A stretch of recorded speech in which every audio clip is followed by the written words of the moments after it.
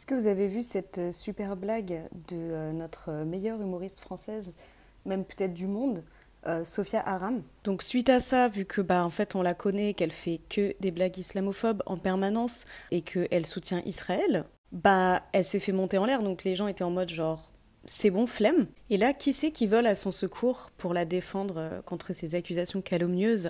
C'est Laurent Geoffrin, qui est l'ancien directeur de publication de Libération, je précise. Et donc, Laurent Geoffrin, qu'est-ce qu'il veut nous dire pour défendre Sophia Aram? Sophia Aram est l'extrême gauche voilée.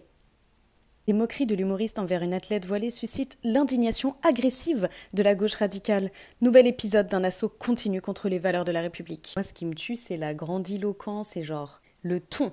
La brigade des pigots du populisme a encore frappé. Hier, Sophia Aram, humoriste laïque, dont le talent et le succès l'ont changée en cible obsessionnelle de la gauche radicale, se moque du foulard islamique arboré par la marathonienne Sifan Hassan lors de sa remise de médaille olympique. Blague anodine au demeurant, mais à la connotation très politique. Grande championne, cette coureuse de fond hyper titrée a utilisé les JO comme une tribune pour promouvoir ses convictions politico-religieuses, ce qui peut légitimement susciter la critique. Mais vous voulez pas arrêter de croire que vous êtes le centre du monde à chaque seconde de l'existence?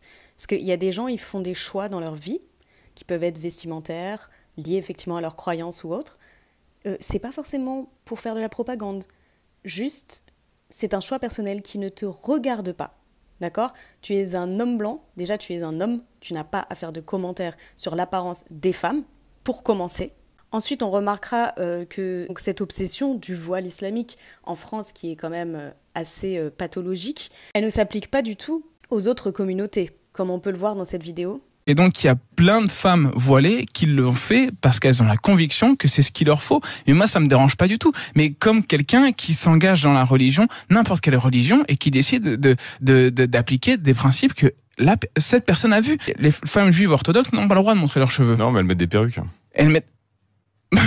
Mais alors, et donc c'est forcé? Bah non, c'est pas forcé, je dis simplement que c'est juste les plus hommes fin qui les parce obligent que... à ça ou pas? Je dis pas ça, je dis que c'est plus fin parce que déjà c'est moins visible et peut-être plus intelligent en disant moi je monte comme les cheveux, c'est mon choix mais je vais pas emmerder tout le monde et je mets une perruque. Bombastic side-eye. C'est vraiment d'une hypocrisie et d'une misogynie. Parce que imaginez si on parlait des hommes.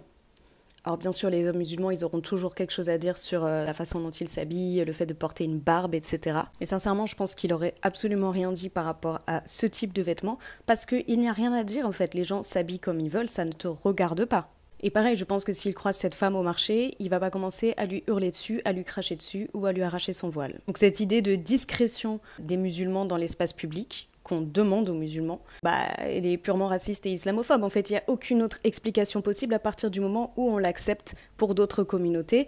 C'est absolument injustifiable.